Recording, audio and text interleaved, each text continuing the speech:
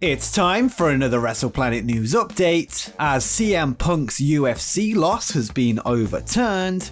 We have the backstage reaction to the recent arrest of Jimmy Uso, and a huge WWE error has led to an unexpected AEW debut. All that and more coming up in today's video, but first, last night's episode of Dynamite saw AEW's return to the road as they presented the Road Rager special. One member of the Miami crowd got a bit carried away and decided to attempt to storm the ring during the segment between Chris Jericho and MJF before being swiftly stopped by security. Jericho then appeared to punch the fan in the back of the head before the fan was dragged out of the arena. This led to MJF telling the crowd, "I welcome any other one of you fat white trash hicks to jump in the ring too, so I can beat your ass." The incident was referenced in the segment once again when Jericho told MJF that he should have let the fan beat him up. It's currently unknown what happened to the fan after he left the arena, but it's likely he's going to have a legal battle on his hands, or at the very least a lifetime ban from AEW events. Elsewhere on the show, Kenny Omega continued to claim that he has beaten everyone in AEW and has no challengers left for his AEW World title. This once again led to an interruption by the Dark Order, with Evil Uno wondering why Omega was avoiding his friend Hangman Page. The Dark Order were then laid out by Omega's friends Doc Gallows and Carl Anderson. Throughout the segment, the crowd were chanting for Hangman, who is arguably the most over wrestler in AEW right now, which was further demonstrated when Page himself showed up to a huge pop with the Hangman clearing house. He then seemed to be gearing up for a buckshot lariat on Omega, but chose instead to go face to face with his former tag team partner. It's unknown when the title match between the two will take place, but it's pretty clear where AEW are heading at this point. They have 3 more Dynamite specials coming up over the next 3 weeks, with 2 nights of Fyter Fest followed by Fight for the Fallen. They also have the All-Out pay-per-view at the beginning of August, which is the most likely destination for the match. This will be 2 years after Page's failed AEW World title shot against Chris Jericho at the very same event.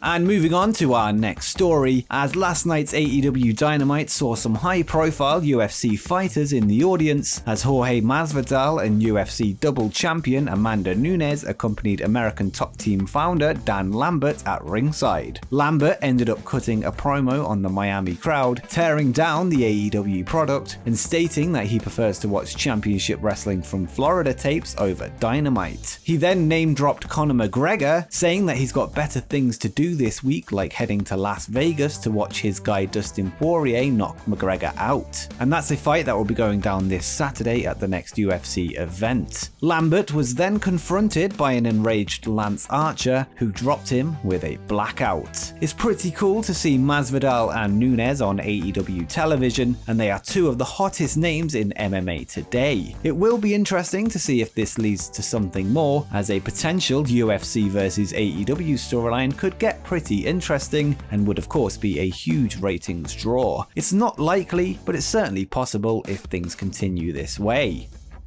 On last night's Dynamite, it was confirmed that a new Japan Pro-Wrestling title belt will be on the line on the first night of AEW Fyter Fest next week. IWGP United States Champion Jon Moxley is set to defend his belt against Carl Anderson of the Elite in what will likely be the main event of the show. This is the second time Moxley has defended the belt on AEW television, having previously retained the title against Yuji Nagata in May on an episode of Dynamite from Daily's Place.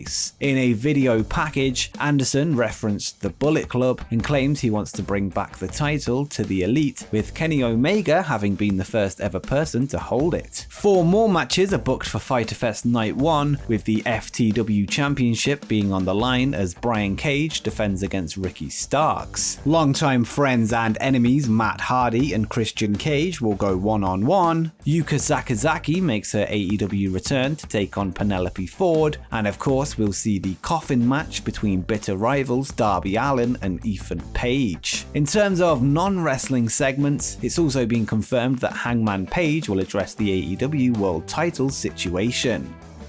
Next, we have some news coming out of MMA Junkie that states that CM Punk's UFC record has been changed following a rule break. In Punk's first UFC bout, he was swiftly defeated by Mickey Gall after tapping to a rear naked choke in the first round. Punk then lost his second and last UFC fight to Mike Jackson after a unanimous decision in Jackson's favor. It has now been revealed that his second loss has been overturned after Punk's opponent tested positive for marijuana use. Punk's MMA record has changed to 0 wins, 1 loss, and 1 no contest. Strangely, this decision was made back in October of 2018, but wasn't reported on until now. Neither men have stepped foot inside the octagon since, with UFC President Dana White pretty much ruling out a return for either man. Punk has, however, remained in the MMA space, becoming a commentator for Cage Fury Fighting Championships, which streams on UFC Fight Pass.